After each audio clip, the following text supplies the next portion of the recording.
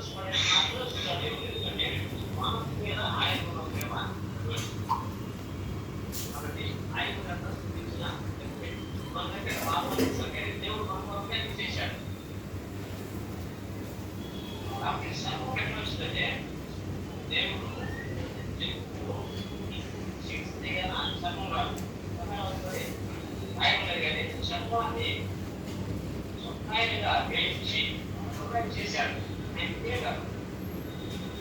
ఊళ్ళోనే సర్వాన్ని చీల్చి అది పొడిగించాడు. పొడిగించి చూడాడా చుట్టుకోవాలి కదా. దేవుడు సర్వాయిస్తే చుట్టుకోవాలి కదా.